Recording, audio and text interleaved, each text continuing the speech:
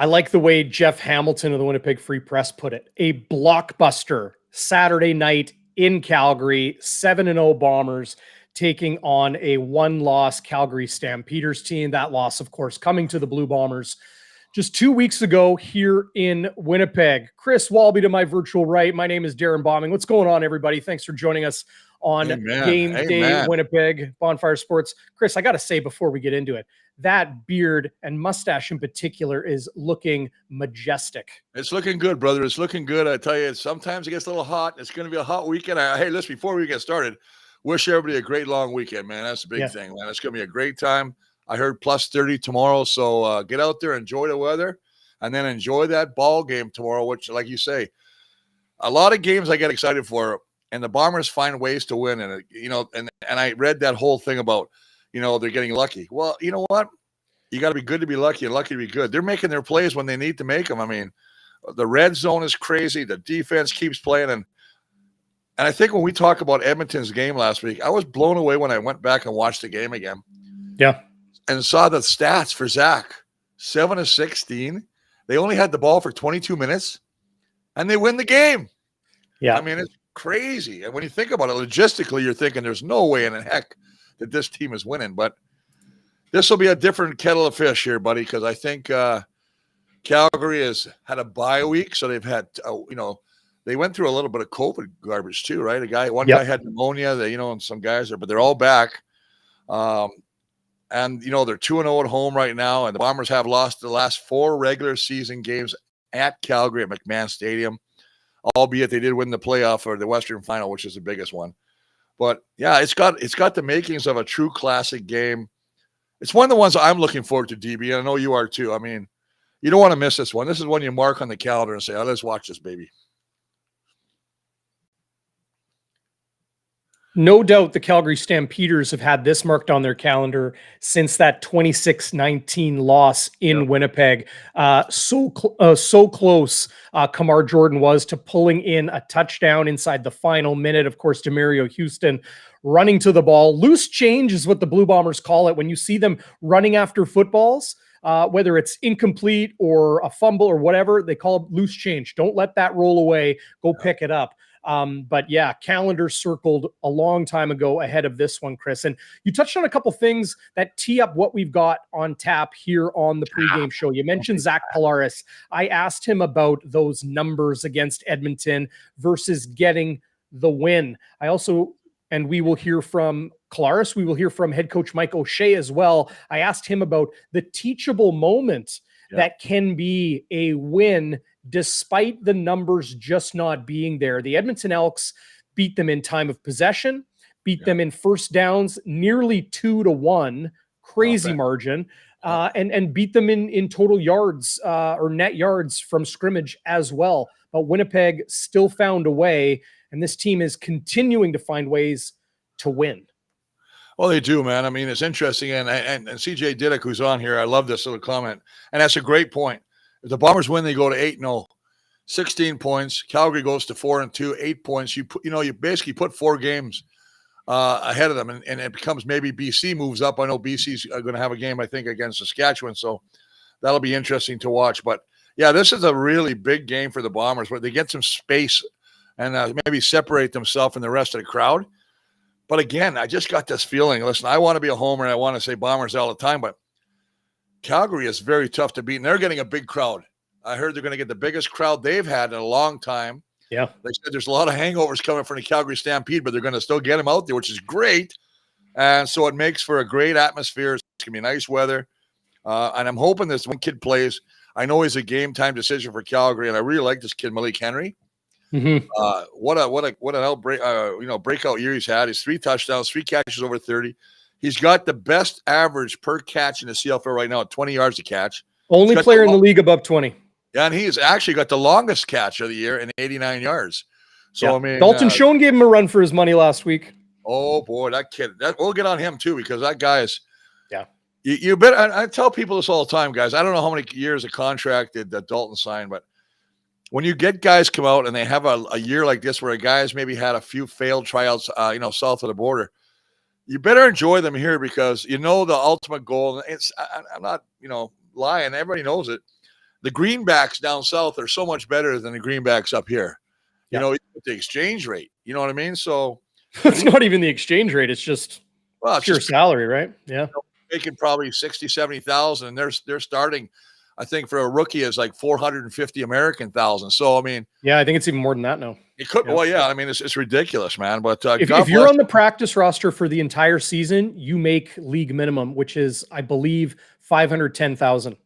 Isn't that something? That's in the NFL. And then you look at someone like Chris Streveler, who signed now with his 4th NFL team just the other day, signed with the New York Jets. Yeah, not the right Jets for a lot of sports fans here in Winnipeg's money, but that'll give him another opportunity to continue his career, hit that veteran minimum of games so he can be eligible for a pension. All of that aside, though, it's going to be a very interesting game for the Winnipeg Blue Bombers. Yes. You mentioned the big crowd, Chris. You know what they say about hangovers? The best way to avoid a hangover is to just keep it going, right? So from the Stampede right to McMahon Stadium, no doubt it will be, in the words of Chris Streveler, lit on Saturday night for this Wild West showdown. The Blue Bombers have not won at McMahon, Chris, since week 20 of the 2017 season. Yeah. That was Matt Nichols' football team here in Winnipeg. The other interesting stat that really jumps out to me, Chris, Bo Levi, we know how good he has always played at IG Field. Well, he didn't play particularly well, or the offense didn't play particularly well against the Winnipeg defense 2 weeks ago. But Bo Levi Mitchell has never lost back-to-back starts against Winnipeg. So not only is it the bad taste in their mouth, but the numbers or the historical trends go that direction as well. Again, you got to, this is something. They're coming off a bye week. It seems like every time the Bombers are playing somebody, they're coming off a bye week. The Bombers have, I think to the end of August, which is crazy. Then you got 3 in the last stretch of the season.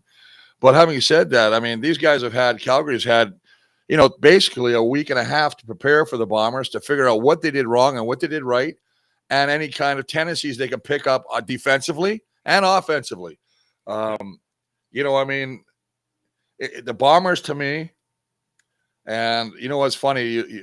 We should give a big shout out right now to Willie Jefferson. Now, obviously, the first guy in CFL history to get 50 pass knockdowns and 50 sacks. That's crazy. He leads the league. It's usually a DB who leads the league in pass knockdowns, and he leads the league with 7. Yeah. Just having an outstanding. He's a playmaker. I love what O'Shea said about him. He is a playmaker, a freak of nature, just a great football player. And you know what? Tell you what, the best thing we ever did was pull that guy out of Saskatchewan. Yeah. Well, and they pulled him out of Edmonton, of course, going with Chris Jones. So yeah, well, actually, we all thought he was going to go back. Yeah, but how about Chris Jones today? Not to get on another subject, he cut 11 players today. Yeah, including Canadian starting receiver in Mike Jones. Who? Mike Jones. He cut today. Lots of moves happening in Edmonton. They're probably a better. Just quickly on that, they're probably a better team than they show with 2 wins and 5 losses on the season. Winnipeg will have Edmonton again in early October. Chris, Andrea in the live chat. Oh, I do want to clarify first. Yes, Winnipeg won in McMahon in the playoffs. They haven't won in the regular season. It was the West Final since 2017. In case I didn't specify that. Earlier, yeah. Any injured players returning to the game, asks Andrea. Well, yes, a big one, actually. Yes. Nick Dembski coming off the 6-game injured list early. Chris, this is an undisclosed injury because he was placed on the 6th game. They do not have to list it on the injury report.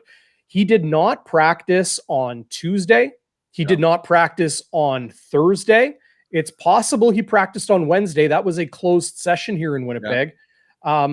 Monday and Wednesday. Either way, he didn't practice this week. He may have during the closed practice. And here he is Friday morning on the Blue Bombers depth chart, starting at slot back next to Dalton Schoen. A huge re-addition to the most depleted position group the Blue Bombers have when it comes to injuries. And think about it, what Nick was doing. I mean, we've talked about Dembski and the fact he's an X factor. He's always one of these guys that has a big time play at a big time when, he makes a play and gets a touchdown and turns the tide of the game. For him to come back, but you're right, not practicing, it's obviously one of those things. And I thought he might be a game time, but they obviously worked him out. And I bet you when it was the closed practice to see if he could. And then they would look at him again Thursday and said, you know what? You look good. Let's just rest you now. Get you ready for the game. We'll see. Hopefully he doesn't re-aggravate what he had, which I believe was an ankle. Right. But having said that, just how good are these guys going to be when they get Ellingson back? I mean, my God, that's a foursome quartet of talent. Oh, and I got to throw it. I should throw in what's his name too, Waller Tarski, who's really come on to his own, is making big plays too. So I'm not forgetting you there, Big Drew. You and your guitar. Yeah, the first down celebration that everybody knows here in Winnipeg. Chris, there's lots going on in Calgary this week. We're going to be touching on both of these teams, obviously, throughout the show here on Game Day Winnipeg. How about we bring in our first guest this season? What do you say? I say do it, man. Let's bring him in. Okay, well, here he is. Danny Austin of Post Media, longtime Calgary Stampeders and CFL beat reporter, joining us here. Danny, what's going on, man? How are you? Not a whole lot, guys. It's good to be here. This is an amazing setup. Proud, honored to be the first guest of the year. So, thrilled to be here. I'm game and obviously was there in Winnipeg a couple weeks ago and feel like blessed to have gotten to witness that game in person. So, pretty hyped. Yep. And you got to realize that Mr. DB is going to send you a T-shirt because he doesn't send one to me, but he'll send you one. Well, don't let me start it on that, man. He won't even give me sleeves for my shirt. I got a picture of Danny from the Grey Cup with his bonfire bee right in his chest. Go check out my Instagram. But Danny, lots happening in Calgary this week, and it all started with your reporting and talking to head coach Dave Dickinson following day one of practice, where there was a lot of big names and heavy contributors to the Stampeders team who were not there. Walk us through the last few days and the ups and downs of the health inside that building. Yeah, I mean, it was weird. We know that there was a pneumonia case. I'm not really going to speculate on who that was. But then we obviously, there were a couple COVID cases. Now, the Stamps had a bye week, so we don't know when they tested positive, but it was, Kadeem Carey, who you guys have seen is a pretty incredible running back. Jameer Thurman, so starting middle linebacker. Derek Dennis, starting left tackle. So it was, and Tommy Stevens, their sort of third string QB. So really, really, some key pieces. And then Malik Henry got sick. We know that was not COVID as well. So for a while, it looked like the Stamps were going to be horribly shorthanded. Understandably, for medical privacy reasons, they weren't saying who had COVID, how each guy was doing. But by yesterday, they were all back and they were all practicing. And when I look at the Stampeders depth chart, they're about as healthy as you can be. They definitely have sort of the advantage there going into this game. Yeah, it'll be interesting to see as you talked about that. I was listening to Mike O'Shea, coach of the Bombers, talk about, and they were bringing up the fact that there were some health issues in Calgary, and obviously no speculation on who, but he just said, "Hey, listen, they've had a week off," and it's almost what you said, point for point. And the fact is, he says, "I expect them all to be back for game time," and sure enough, here they are. This is a very tough team. I think that they have had a week. I was talking to DB before he came on, where they had a week to, explore tendencies, things that worked against the Bombers, things that didn't work against the Bombers, both offensively. I mean, you think about that roughing the kicker penalty that led to a touchdown. You think about the holding penalty against when Peyton Logan took that, that punt for a touchdown. I mean, and then of course Kamar Jordan with the very, and this guy's got great hands, and it pops off his hands and go intercepted by Demarius Houston at the end of the game, basically. Just the Bombers they've been very fortunate, especially in that red zone or when it's coming down.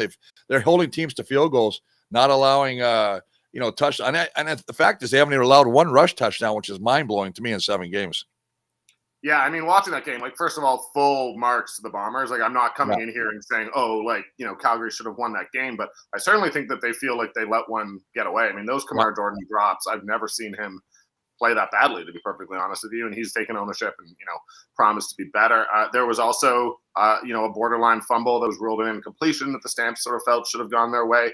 So, 29-16 and, that's only one touchdown, but they definitely felt like it was as close as the scoreline indicated, if not closer. So, I do think that they'll come back. I'll be interested. I mean, the Bombers, there's honestly nothing like watching them when they're deep in their own territory, keeping you out of the end zone. They're amazing at that. But the Stamps do feel like there were, at least 2 drops in the end zone Yeah.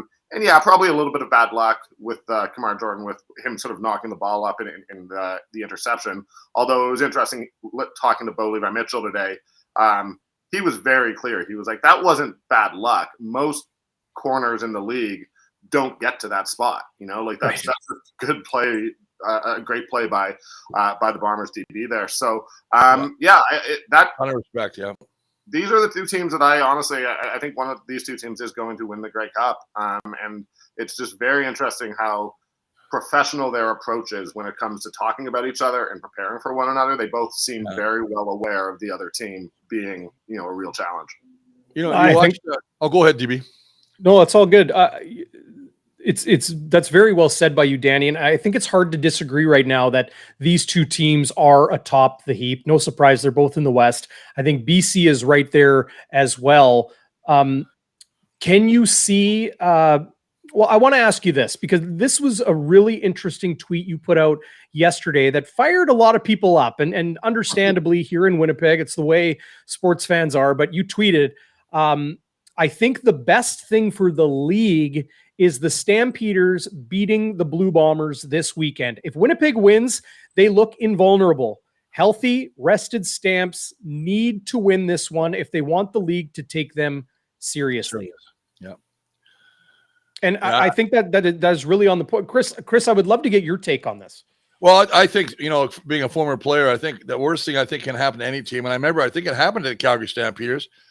If I'm not mistaken, I don't remember if it was a 16-game schedule or 18, but they went, I think, 15-1, and then they ended up losing in the playoff. I think it was to Edmonton, but that's the hardest thing. So sometimes a loss is a great thing, right? Because you look at yourself a little bit more harshly in the mirror when you say, "Hey, when you lose a game, sometimes you can, smooth things out, and when you're winning and everything's a little bit more, perfect, and you don't really have to be so self-critical."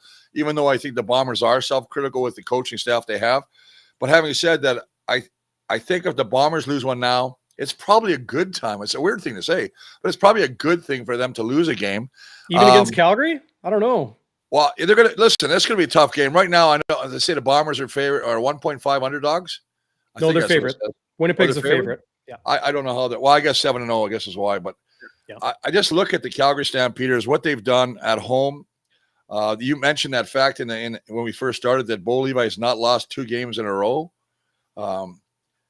First Winnipeg, yeah. I think he's playing as well as I've seen him play. He didn't have a great game, but look at the way they ran the ball. Kadeem Carey is a freak. He is a freak, and Bo's numbers do not tell the full story from that game. There were 7 drops. So it looks way, way, way worse when you look at the score line or at his stat line. But, the reason why I want to be clear that I said I think that it's good for the league is 2 things. First of all, how much fun is it going to be if the tiebreaker in Winnipeg in a couple weeks? That's amazing. I'm not saying it's good for anyone other than just your fan of the league. Second of all, playoff races are fun. I'm just saying it's more fun if the Stamps win this one, and the stakes are a little bit higher. I have said this to Darrin off air. I think that this is a way worse loss for the Stampeders than it would be if the Bombers win. Oh, absolutely. Yeah. I agree 100%, Danny. I think, they started looking at, you just start getting cracks in the armor. We said, we got a healthy team. We've had a bye week. We had 2 weeks to prepare, even though they had a week off. And we still can't come out on the right side of the score. Boy, I tell you, that's a lot of self-reflection, and maybe they have to do some changes in there. But I just got this feeling, man. I just got a feeling that Calgary is going to be very, very difficult to beat in Calgary. Well, and I'll mention something too. I do think Greg Ellingson killed the Stamps. He was. Yeah, that's right. Do that to the Stamps. So him being out, I think Agadesi being out, who for me, I'm a Calgary reporter, so he reminds me of the young Eric Rogers, can just sort of high point the ball and beat out good coverage even when it's there. So I do think those are 2 big losses. And again, I ultimately, you lose this game and you're Winnipeg, what? You're 7-1. You're still the best team in the league. No one's questioning that.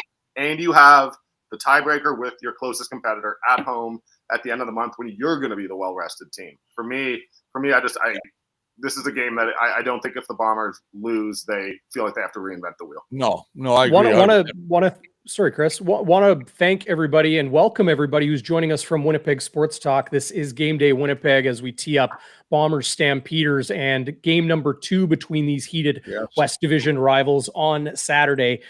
Danny, to your point, 2 weeks ago in Winnipeg in that Blue Bombers win, sure, like half dozen balls dropped or whatever it was. And Kamar Jordan had 1 catch on 7 targets in that game.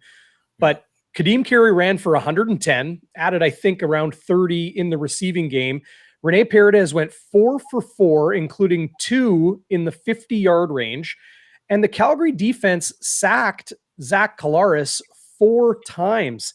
The score, maybe not, to your point, indicative of how that game went down. It could have been very, very different had one penalty in particular gone the other way. Charlie Power had a holding call on the Peyton Logan return. And then, of course, if Kamar Jordan was able to pull in that touchdown catch, or would have been touchdown catch with 45 seconds left. Like, these two teams are wildly evenly matched. And it's crazy. I mean, I look at, like, both O-lines are obviously very good. Both O-lines had brutal games, effectively. I mean, the Stamps managed to sort of open holes for Kadeem Carey to run through, but the sacks don't tell the full story there. He was under constant pressure. Willie Jefferson just big brothered the Stamps O-line a little bit. It was I've never seen any player do that to them. And meanwhile, we all saw the bull rush from Fuller and Ora Malade, where he just went right through Stanley Bryant. So their D-lines are exceptionally good. Now, my feeling is, and this is, if you talk to Dave Dickinson, he'll be like, there's all of these buts, there's all of these ifs. He's like, the thing about the Winnipeg Blue Bombers, and you guys know this, but from an outsider, I'll just acknowledge it, they win. Like, there's all these ifs, ands, or buts, but good football teams find ways to win, and that's the thing that the Bombers are doing, and it's still the thing that I think the Stamps have got in there. And, I mean, we mentioned the Lions, but we've got to see the Lions beat these good teams. We've seen what happens when Calgary and Winnipeg play good teams. They come out, they play hard. The Lions are a young team, and they may be right in the mix, but I do think that the Stamps last year really spent the first half of the season building, putting young players in, and now they are a team. They're a cohesive unit with a ton of guys back from last season, and they're playing that way. They know each other. Yeah, it's veterans are so crucial to be successful in any league, especially over the long term. But it's funny, you mentioned Ellingson. He had the great game last time. He's out last 2 weeks. But we bring Nick Dembski in. And Nick Dembski is a guy that, to me, I call him the X Factor. He killed Saskatchewan in the playoff West Finals all the time. And then you got this kid Dalton Schoen, who has just come into his own. I mean, he seems to be, and DB and I talked about this over the last couple broadcasts. He seems to have a really great relationship with Zach Collaros. I mean, to watch Zach avoid pressure, I don't think I've seen Zach play any better. I mean, yeah, you're right, numbers. Because you look at his numbers, you go, he's 7 for 16 last week against Edmonton, right? But then you watch him against Calgary, I think it was 27 or 38 or something. A couple of ridiculous throws, sidearm. He reminded me of the quarterback from Kansas City, Mahomes, just throwing ball underhand, whatever, just to get it there. So this Dalton Schoen is going to be great. I think with Nick Dembski, it's just one of those guys that I think is so exciting to watch. And you think about it when they do get Ellingson back, how formidable this group of receivers is. Well, I mean, it's crazy when you think about it. I keep taking Dalton Schoen in my fantasy, so I know how good he is. I'm glad you said that. I was hoping you didn't say I've been having a fantasy about Dalton Schoen. I was like, no, hey, wrong broadcast, buddy. No, he's been great. But I mean, and that's like, honestly, again, there's always, I love talking to people about the Stamps from the outside. And I will say, like, Zach Collaros, I don't know that I've ever seen a quarterback who genuinely seems to be better under pressure than when he's in the pocket and unbothered. And, like, the Stamps D-line was getting to him. And how many times on sort of second and long would I be like, okay, this play's done. And then Collaros would find Ellingson. Obviously, he's got other options, and just extend the drive. And, like, there was a part of me that was wondering, like, maybe the Stamps should rush less. Like, I genuinely, like, it's incredible to see. We just as an outsider, we got to appreciate Zach Collaros when he's here, while he's here, because it won't last forever. But he's an amazing, amazing athlete. On the point of Zach Collaros, Danny, I wanted to ask you about the Calgary Stampeders defensive backfield. Always, it seems, doesn't matter what season, they come back with tons of talent. We know Jamar Wall is at the dime back, Trey Roberson on the corner, Jonathan Moxey is back this week once again. And then tell me about this halfback Muhammad, who is amongst the league leaders in pass knockdowns this year. Yeah, he's been great. Really quick note: Titus Wall, not Jamar Wall. I was going to say, Pardon me. Yep. Well, he's a coach now, right? That's my bad. I actually don't know what he's doing, to be honest. Sort of quietly seemed to have stepped away from the sport. But yeah, Brad Muhammad. I mean, a nothing. You know, you didn't even notice it when they signed him. He was with Ottawa a little bit last year. Came in quietly. And the thing with the Stamps is last year they had the most expensive defensive backfield in the league. They brought in guys like Richard Leonard, Deshaun Amos, all really, really good players, but it did not result in interceptions. Like, it just didn't result in turnovers. Yeah. So this year, I mean, they brought back Trey Roberson, so it's not as if they're not spending any money. But it is, you know, other than right now, Raheem Wilson, Trey Roberson, and Jonathan Moxey, it's a very young, sort of inexperienced backfield. But Muhammad has stepped in, and he hasn't, you know, he's arguably been better than any of the halfbacks that they had last year, and those were former All-Stars. So, yeah, him, Titus Wall, it's going to be interesting. Dozier should be back next week. Brandon Dozier's been out since the start of the year. He'll be there, Sam, so they'll move around. But the thing with Muhammad is, it's interesting. Like, I saw it against the Bombers. A lot of the times he just hits really well. Like, it's amazing. He's almost seems a second late and then gets the contact as soon as the receiver's got the ball in his hands and knocks it out that way. But timing's everything. Yeah. Good physical, smaller guy as you'd expect, but has been an absolute revelation for them. What about the other guy that they're playing right now? I mean, obviously Trumaine Washington's out. I watched a little bit of the interview with this Deontay Ruffin. I don't know if it's his first start. I know he didn't play. I don't think he played last time against the Bombers. I'm kind of curious about what he is. A first-year guy out of Penn State. They must obviously like this guy. Obviously a halfback position. This is probably the fourth position he's played this year, it feels like, to be honest. Oh, right. Okay. Yeah. He's been moved around. I mean, they've had, they expected Brandon Dozier and Javion Elliott to be starters. Both of them have been on the 6 game, so they've really, really had to shuffle things around. Jonathan Moxey's been out of the lineup. But with Ruffin, yeah, I mean, he's played he was a corner in college, coming all the way up. Basically, it's an open competition, it seems, every week between him and Trumaine Washington. I love that. Yeah, and what Dave said today was, look, like, we tell these guys that they are being evaluated in practice and that it's an open competition. So when a guy has a better week in practice, he plays. And that's basically all it came down to with this decision. Nothing more than that. But he's, again, young player. I'll be honest with you, I don't feel like I've gotten a great read on him just because he is moving around week after week. But yeah, he's, you know, he can move. I'll tell you that. Just Danny, interesting for you to listen, but just because I was listening to his interview today on the Calgary website, well-spoken kid, very excited to get an opportunity to play and play against one of the best receiving crews and best offenses in the Bombers. But and then I look at, and I know you're probably, does Danny have to go? Could I ask him one more question here, DB, or what? I don't know where to be. Danny's been begging to come on the show with you. I just want to ask him about one thing too. I mean, obviously Millimos played last time. Now you bring back Philpott. I watched what his brother did. His twin did in Montreal on a punt return yesterday. The kids, they got some talent in that family, man. And so now you got Jalen. I mean, he's only got 1 catch for 8 yards, but you got to think they're really high on this kid. Oh, yeah. I mean, they picked him. He was their first-round draft pick this year. University of Calgary Dinos guy. So he's someone who, like, Calgary football fans are very, very aware of. His dad's, like, they're from a football family. So it's not necessarily a shock that they're both able to play the game. But, yeah, he's got lightning speed. Honestly, like, he's got a bit of a tough go to get into the starting lineup on offense just because Richardson Danny, when healthy, is had a great start to the season. This guy, Luther Hakanavanu, he's not as tall as your 6'7" receiver over there, but he can definitely outjump most guys. So Philpott, it'll be curious to see how he's used. He's mostly a kick returner right now, but he's really flashed there, as returners around the league are with the new rules this year. But yeah, Philpott, he's got a big future in Calgary. I do think we haven't had a Canadian receiver who was really a star here in a while, and he has that potential. Is Richardson Danny going to be coming back sooner rather than later? I think he's just on the 1 game now. He was on the 6, if I'm not mistaken.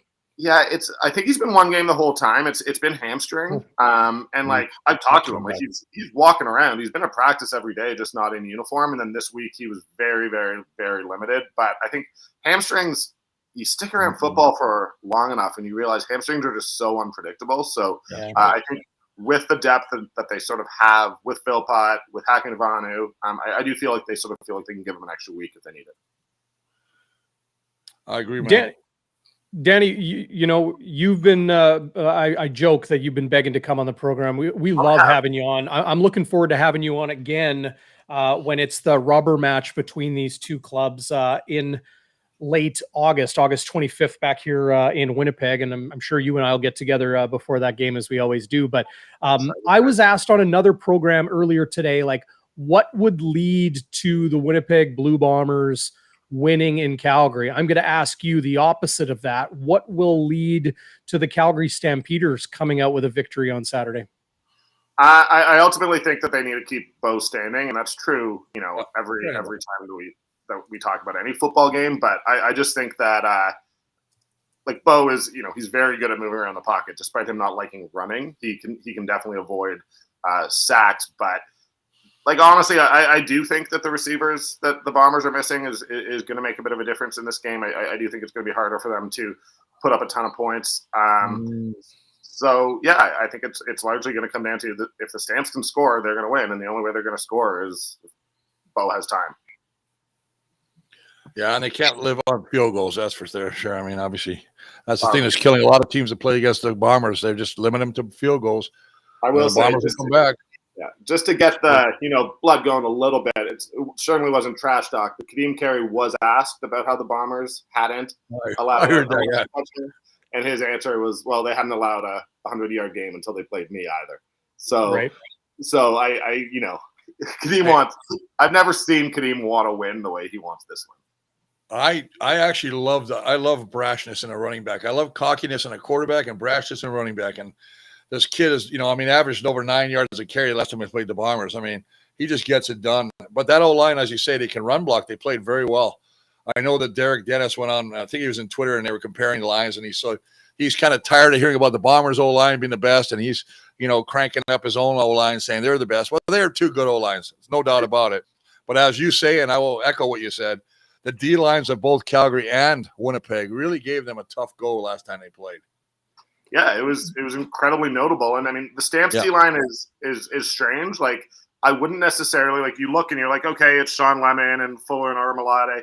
They rotate so much at those defensive end positions. So, and I think Flo's finally sort of having his breakout year. And I mean, look, with the Stamps, again, they're healthy right now, and that's sort of the advantage that they have over a lot of teams. I look around and I'm like, all right, what happens if Sean McEwen goes down? Teams have been losing centers all over the league this season, and Sean McEwen's probably the best center going. So, that the advantage that O-line has is that. But Willie Jefferson stole their lunch money. Like, it was not. Yeah. It was a little bit man versus boys out there. So Jeffco being out matters, but I happen to believe that's a big thing. I was just going to bring that up too. The fact is, Jeffco played last time against Calgary. He hasn't played the last couple. I nothing against Cedric Wilcox or LB Mack III, but I don't think they're in that realm of a Jackson Jeffcoat yet. Jeffcoat gives you that other side of good pressure, and but it'll be interesting. I mean, it's just going to be the Bombers have some people that are not in the lineup, but every team goes through this. Bombers have actually had some knocks. I mean, obviously, you still got Brandon Alexander out, who is, to me, was the best safety in the league last year. You've still got a lot of guys on a 6th game trying to get back in. You got the starting center, Michael Couture, with a broken arm. I heard he's practicing again, but injuries. They take a toll. And the only thing that I'll say about that is the only thing that I can think of, and I don't want to say it, but I have to say it.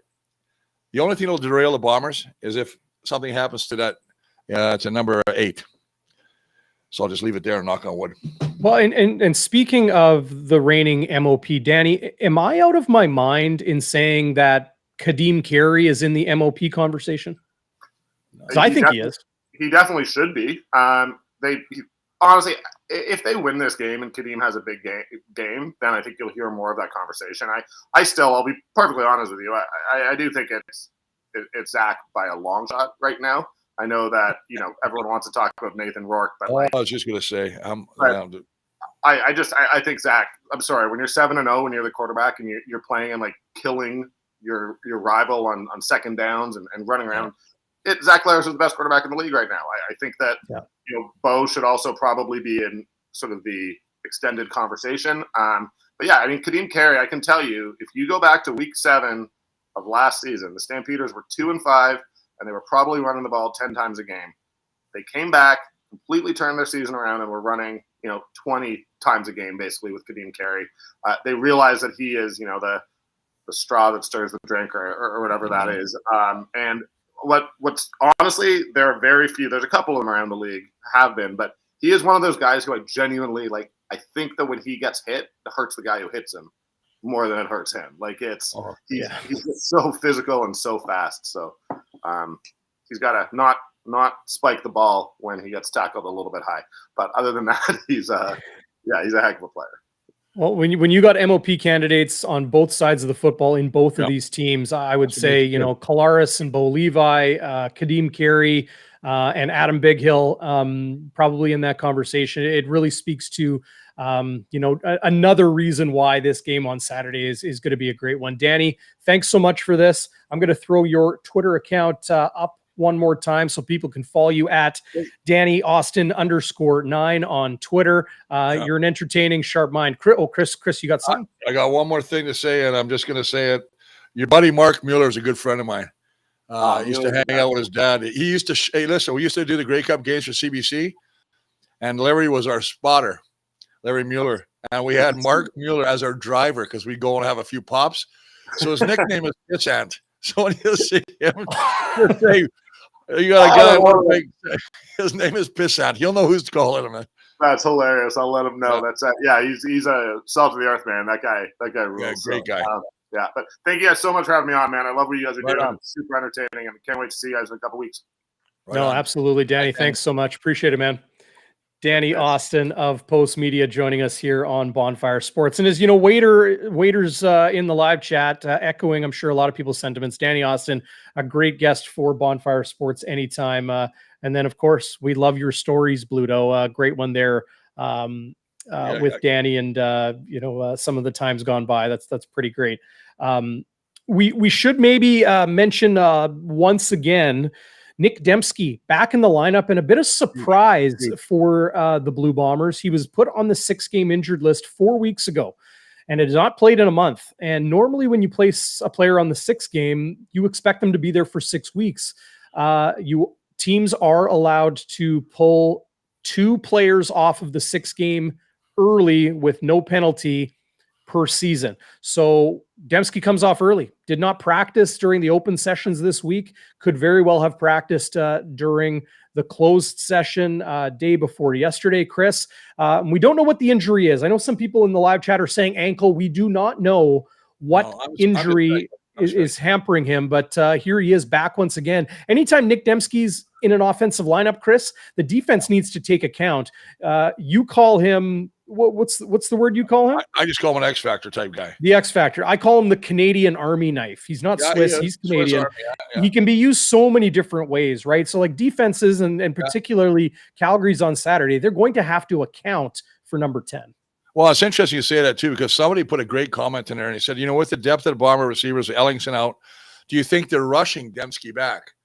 And I never thought about that because, obviously we only saw, him in one practice and that might have been the closed one, and they probably tested him. So we don't know.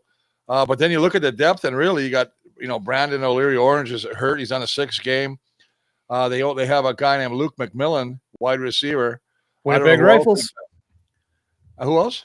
Winnipeg Rifles, Luke McMillan.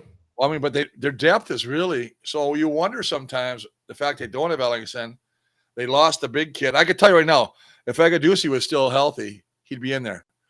That's my personal opinion. 100% I think they'd let Dembski rest even more. But I think when he, unfortunately got hurt, I think there's a little bit more push. And I know this happens in football.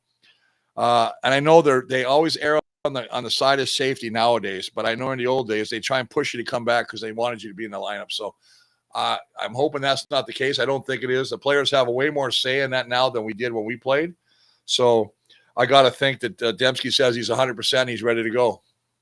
So Rashid Bailey also back once again. And speaking of Rashid Bailey, Chris, I think this would be a good time to hear from quarterback Zach Collaros, who touches on a few topics, but in particular, the touchdown grab that Rashid Bailey had last week, which got the monkey off his back a little bit and showed that, he's still a heavy contributor in this Blue Bombers offense. But here is quarterback Zach Collaros.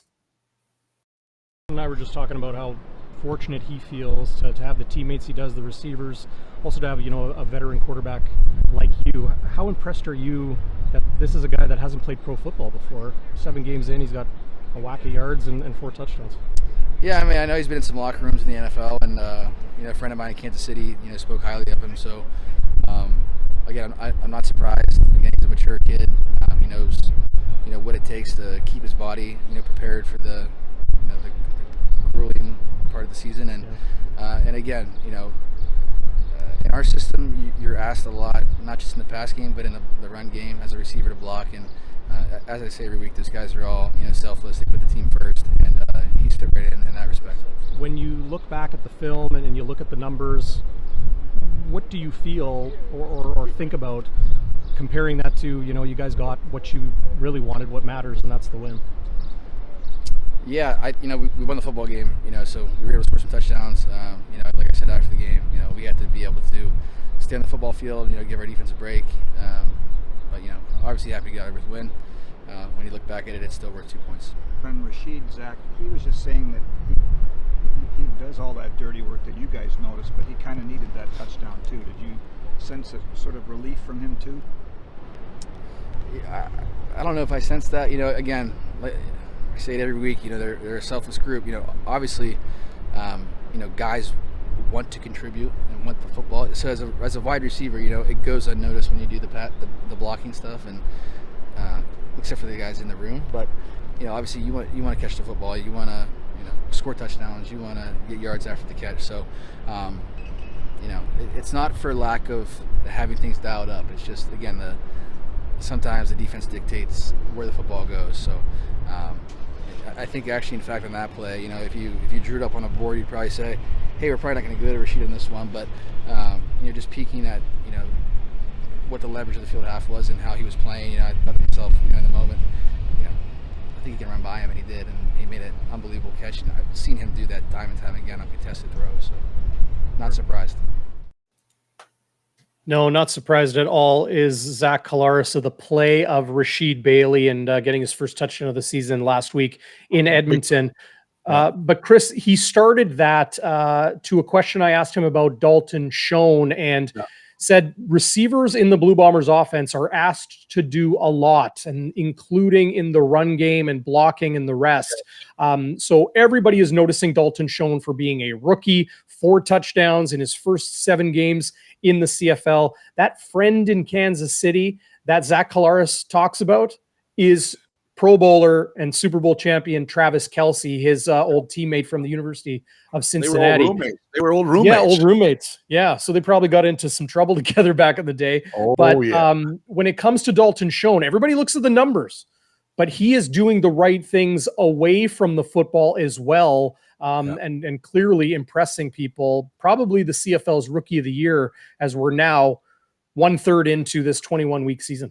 I'll say one thing about him, and I watched him in a game. As I said, I watched all the games back, and a lot of the slot backs in this league, whether it be Ellingson or whether it be Dalton Schoen. I watched Schoen though specifically come back when they do the fly sweep with the slot back, the opposite side.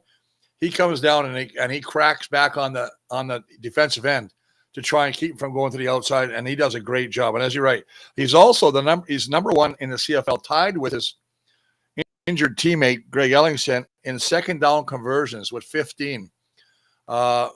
He's the go-to guy. I mean, obviously, what a great job of after the catch yak yards with that 81-yard touchdown last week against Edmonton that basically broke the game open for Winnipeg. He just finds openings. This is a guy that he loves the waggle. You know, and obviously in NFL, you're lined up. You're like stick man. You don't get to do that. But he loves the waggle, and he has the ability to read defenses as well as anybody that's been in the league for a number of years. And that experience is showing. And obviously the confidence that he has and the confidence that Zach has in looking for him. And I said this, he is the go-to guy. I mean, he had the big game last. I don't know how many catches. I think he had 8 catches last week against Edmonton for 140-something yards. He's only getting better, and I agree with you. He'd be one of my front runners for Rookie of the Year right now, for sure. No question. Yeah.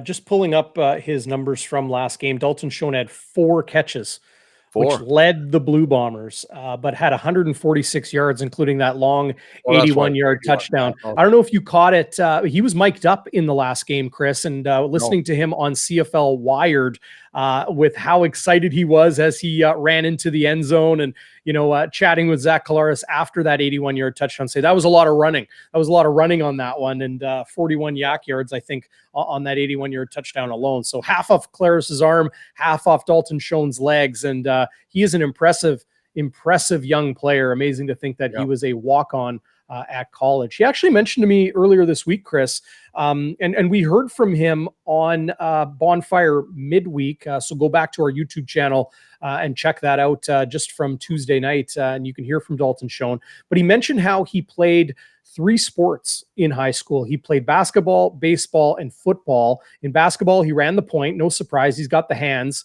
Played a little shooting guard as well.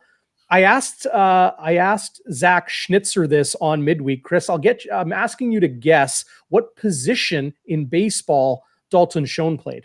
I'm going to say shortstop. That was Zach's guess.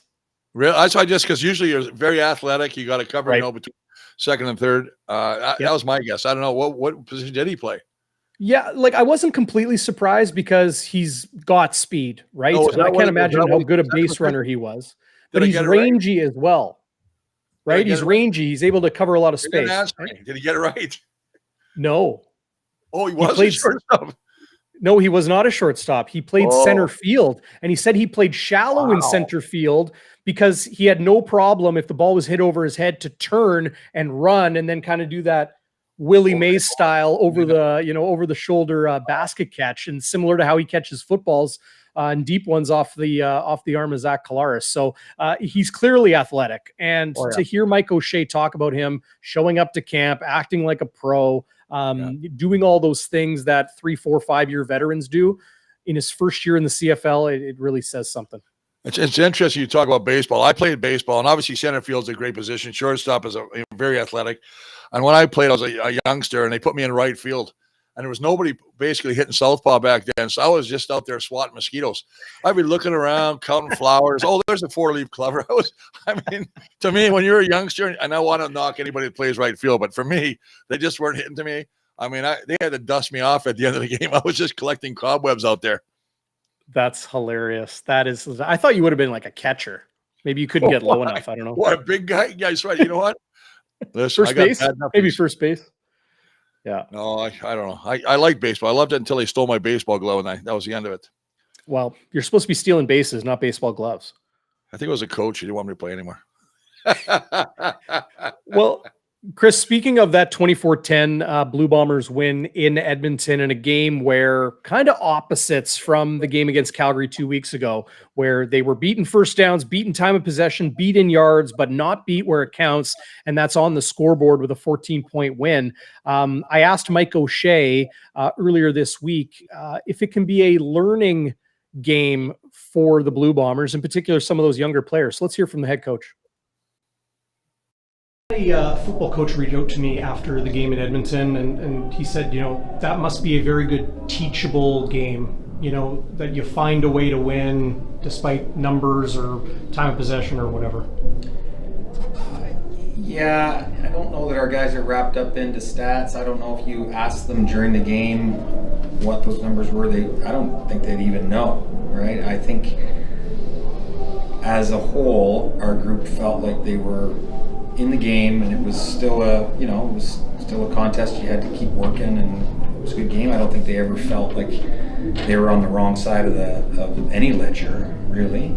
And in terms of learning something, for the young guys, absolutely. I think our core group that have been here have learned those lessons 4 years ago, right? They continue to power through those situations, and they don't waver, and I think that's important for our young guys to see.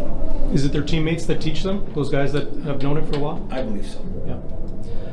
I know you can't worry about injuries as a head coach. Is it something you almost need to keep out of your mind of who's available and who's not, and just focus on preparation? Well, I worry about them all. Sure. Absolutely. Each guy is very important to this team as a teammate, right? It's as a coach on a personal level, you worry about all these guys and what that injury is going to do to them, on a personal level. On the team level, I mean, we have a roster for a reason, right? And the coaching staff does such a great job, and the vets do such a great job of making sure everybody knows what they're doing. So that I do not worry about, because you just believe in the guys you have in the building. If we didn't believe in them, they probably wouldn't be here, right? So, but I absolutely worry about all the injuries. It's just not in the way that you think I might. Right. No, personal level for sure. I did mean as kind of on a team note. Another thing you can't worry about is the schedule and where the buys kind of land. But were something you took note of or prepared for when you don't have a buy the first half of the season? I mean, we're all smart guys in here, right? They all see the schedule and they just know it's going to feel different and be different as we navigate the schedule. But it's exactly what we need right now. What is exactly what you need? The schedule, the way it is. Gotcha. It's fine. Thanks, Mike. There's the head coach stating it as plainly as possible. The schedule is the schedule. What we have is exactly what we need. But interesting comments from the coach there on. But there was also a first draft. This is second draft, and he actually loved the first draft of the games of the schedule, and they revamped it. So I know that I remember I watched one of the things, and he was talking about. He goes, "I actually like the first one," he says, "but it is what it is, right?" But I think we should talk about another thing that's really, we've been talking about the offense, the defense. A big change, obviously, for me, and I'm kind of apologize for overlooking it, is obviously with Malcolm Thompson out at safety. Right. Huge. I mean, he's been playing very well. And now you got Nick Hallett, the third-year player out of U of Toronto. Their backups are basically Tyrell Ford, Waterloo, first year, and Kent Parker, James Parker, Jamal Parker, first year out of Kent State. Not a lot of depth in that secondary, boys. I'm telling you right now. I know they can move guys around, but you've got all linebackers. The only guy that I can see moving back to that, if they really need a guy, would be obviously I'd probably look at putting Donald Rutledge Jr. back there at one position and maybe move somebody else around. But that, to me, is a huge, huge change for them. Yeah, there's Nick Hallett right there lining up, and the only safety on the roster. It's interesting, Chris. You're right. If they did have to shuffle things around, it's not a straight one-for-one situation. Say they needed to replace Hallett, they would probably put a Retta Cromdy there, or move Rutledge and then bring a different DB to the dime back spot here, the Sam linebacker. There would be a lot of movements around there, but it shouldn't be overlooked how different this Blue Bombers defense will be without Malcolm Thompson in the lineup. And then, of course, if you're just joining us as well, Nick Dembski. Bit of a surprise coming off the 6-game injured list early. Undisclosed issue has kept him out of Winnipeg's last 4 games. Another individual, Chris, we have not mentioned is number 3 quarterback Dakota Prukup, who served all 6 games on the 6-game injured list after being hurt in week 1. He is back and running wild. He is a very, very entertaining player to watch in the short yardage package. He has Streveler-like legs, just to put it in a way Blue Bomber fans are familiar. He can really run with the football. And I know they like him for the short yardage, as you say. I think he's one of those guys that if he breaks through, he can take it for a long time. But he's a big body, and you always want to have a big body. And no knock on Drew Brown, because I thought Drew Brown did a heck of a job filling in at that short yardage position. But obviously he's not the same size as the Dakota Prukup. But, I think that they're getting guys back at the right time. But again, remember this: it's an 18-game schedule. It's a long time. It takes, you have to keep building, and you got to just knock on wood you don't lose key people during the race. I think that the Bombers coaching staff, but more so their scouting department, have done an absolutely wonderful job of finding the talent they're bringing in. Because right now, everybody's trying to get a job now with, the NFL, and then you got the USFL, then you got the XFL coming into play. And I saw their salaries now. I think it's $5,000 a game, or whatever. I think it's $5,000. It's 50,000, yeah. So plus they get a bonus for winning, and they've got a lot of TV sponsorship already too. So there's going to be guys seriously who are going to look at that saying, you know what, maybe that's where I want to play. I'm going to be close to my family or where I went to school. So not to get too ahead of myself, but again, I tell people, enjoy the players you got now, enjoy your team, because with all these new leagues, it's going to change everything. I really do believe. So in the live chat, Bruce, who's watching live on YouTube, says, why is Malcolm Thompson out? Was it the ratio? He found himself, Malcolm Thompson that is, on the injury report on day 3 of practice. Was not listed prior to that, but there he was on Wednesday afternoon, listed with, I believe, an ankle injury, if I'm not mistaken, Chris. But you presume that happens in practice if you're a full participant on the first 2 days and then suddenly find yourself on the injured list for game 3. So maybe a bit of a wrench in the Winnipeg Blue Bombers plans late to have to find a new safety. It's interesting because I don't even see. I'm looking for him on the roster right now to find out where he is. But he's on the one game. He's on the one game. Yeah. So that would be why people would probably ask, is it a thing? But I can't see that. A calf injury, and after being a full participant on Tuesday and Wednesday, he was limited on Thursday, and now ruled out on the one game. Well, you know what's smart, and Nick Hallett. Nothing against Nick Hallett. He's he leads a team at 8 special teams tackles. He's doing a great job there. He can get it done. He's been on the roster for 3 years. Him and his brother Noah. Obviously, Noah's hurt around the 6th game, and you got Nick here. And Nick, I think, will do a fine job. But when you're going down from a Brandon Alexander, and then you go to Malcolm Thompson, and then you go to Nick Hallett, there's no dog in any of them. But I could have had Mercy Maston there too. Could have had him at safety. And that's just no. So you have to say this delicately. The best player should always play in the best place, right? And I mean, Brandon was the best of that. Brandon Alexander. Malcolm Thompson's come in and done a good job. I think he's played exceptionally well at that position. And now Nick Hall's going to get the opportunity.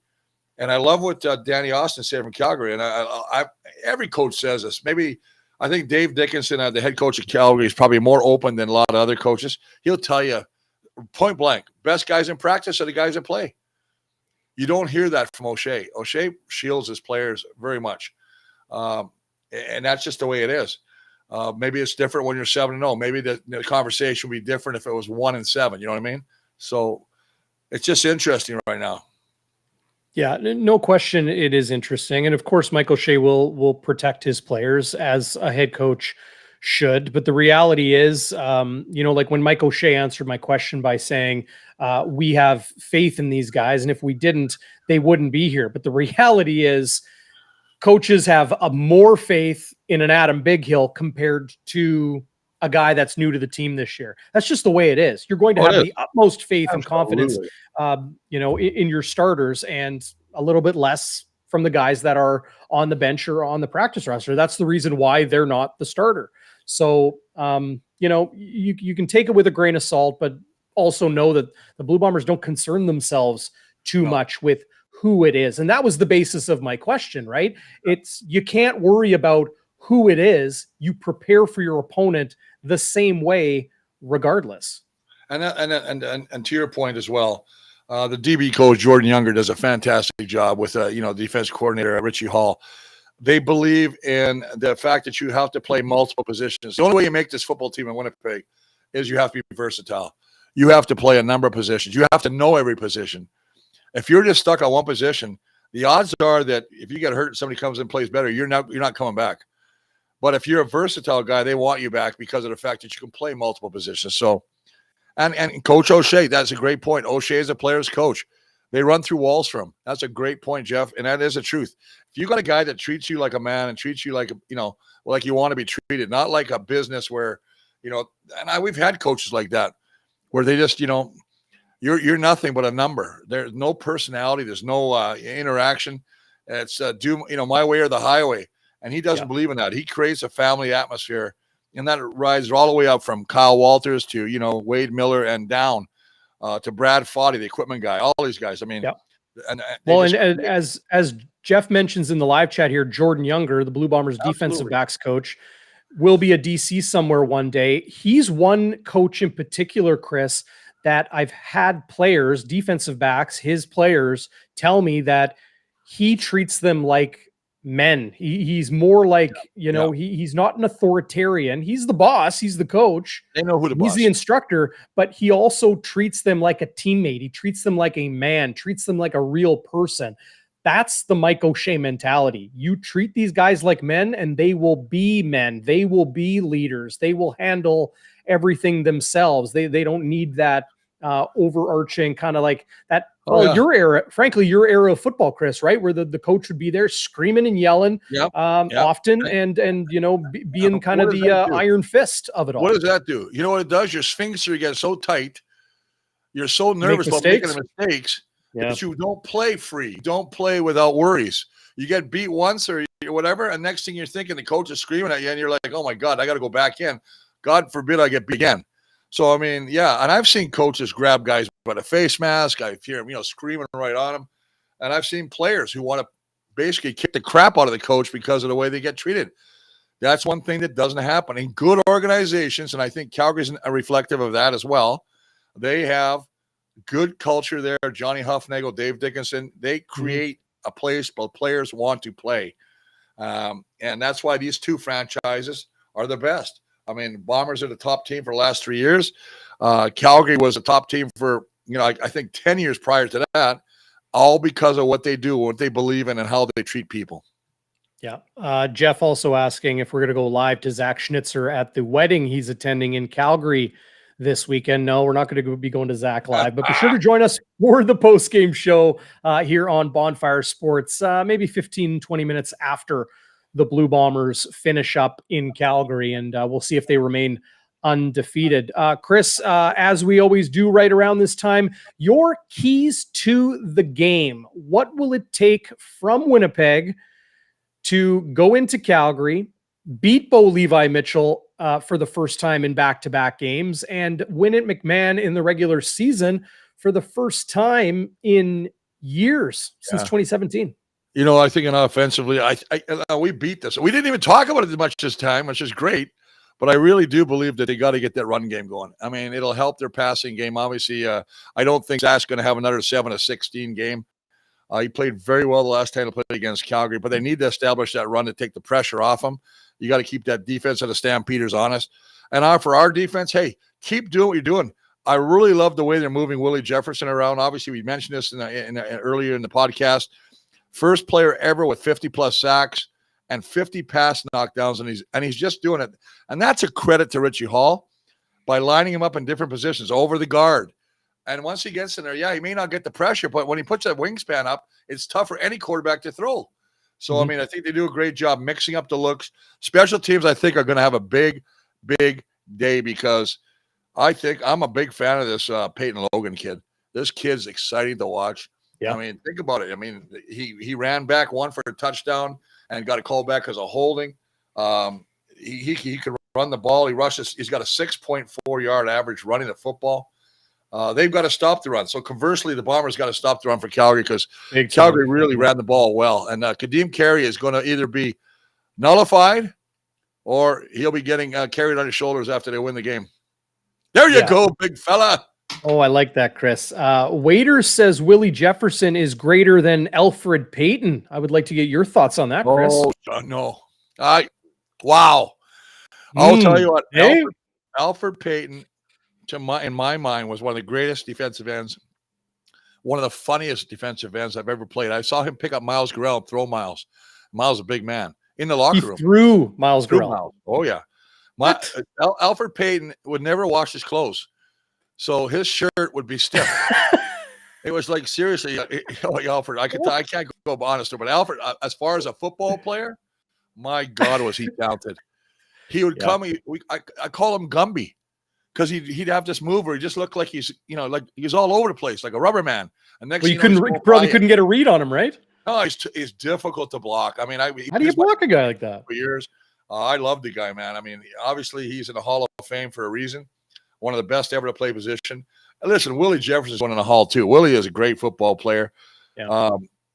Willie probably does more things than Alfred.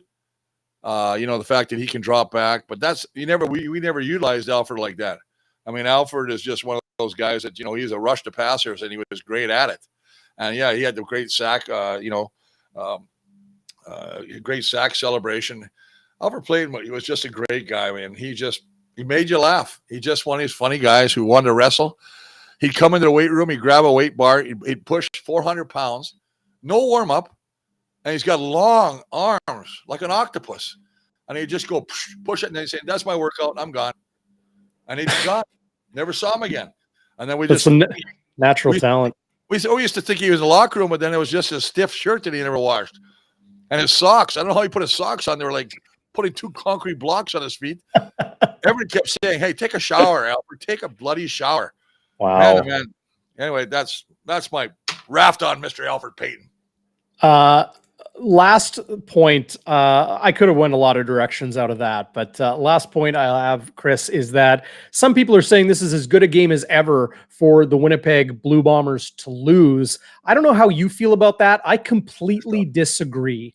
I think if Winnipeg loses to Calgary, that leaves their third and final meeting this regular season on August 25th as a game that could determine a tiebreaker between these two teams. So if Calgary beats Winnipeg on Saturday and then finds a way to win on August 25th, they've got 4 points, a 4-point swing in the standings, could be 6-point swing in the standings, or maybe 8. Yeah. Good thing I went to journalism school and not astrophysics. But man, if Calgary comes out with victories in those games and Winnipeg has losses, they'll have. You don't want to lose games against the teams you think you could be. You don't want to lose any game. I mean, we're talking about games, and if it's good for to lose, nobody wants to lose a game. If you're saying you're going to lose a game, don't you want to lose against the East or something? I think what's going to happen, I think if we lost a team like Montreal right now, then I'd be worried. But I mean, I think the fact that Calgary has more to lose in my mind because they've had a week off. They've had 10 days to prepare for the Bombers. They're healthy. They've got all their guys back. They got more to lose than we do. I think they'd have more issues than us. I mean, we'll move 8 points up on them if we win this football game. So to me, the Bombers they're just so good. But I do like Calgary. I do like Calgary at Calgary home. I'm picking a very, very, very close game. I think it's going to come down to a field goal. Always does. I don't know. I think it's going to come down to a field goal to win the game this time. How about this, Chris? The past 7 matchups between the Blue Bombers and the Stampeders have been decided by 1 score and an average margin of victory in their last 7 games, 3.6 points. Look at that. Just a squeak over a field goal. I must be like Kreskin. You know what Kreskin, eh? He just predicts stuff, eh? Yes. What was he, the Fabulous? Yeah, Kreskin. Well, it's way before your time. You were still he was like clairvoyant, right? And a magician. Yeah. Yes. Yeah, he was. Yeah. That's about I got to do now. I'm going to the lake. Okay, you go to the lake. We'll let you go. Chris. I have to go to the lake because I've got to get some ice. Because I got to put some ice on some coolies. And then going to be a hot day tomorrow. Hey, everybody enjoy the long weekend. It's going to be plus 30 tomorrow. Yeah. Yes. Yeah, it's going to be great. It's almost too bad this game. What are you doing for a long weekend, big fella? What am I doing for the weekend? Yeah. I'm going to write some hockey stories for NHL.com. I'm going to watch this football game and do a post-game show here on Bonfire. It's going to be fun. Okay. I would go get some sun, okay? Yeah. Get some healthy vitamin D, buddy. Yeah. Well, like your arms. I see those pythons there. Woo. I know. I told you they got their vitamin D. Oh, I'm not even taking vitamin D because I've been in the sun. Well, it's because you exercise with the vitamin B. Oh, baby. That's barley sandwich, baby. The best thing ever. I got to go get my lucky right now. Hey, did you ever phone that company? No, I haven't. Okay, give him a call. I'll give him a call. I'll give him If a call. We'll not, get some coldies I'll going. talk to you next week about another option. I got a guy that says he might do something for us. So Sounds good to me. I won't say it Okay. on here. Enjoy the game, All right. Chris. All right, brother. Have a good time. Have a great long weekend, man. Wish y'all. Love you, Bombers. Go blue. And adios. I got to figure out how to get out of here again. Okay, here we go. Bye.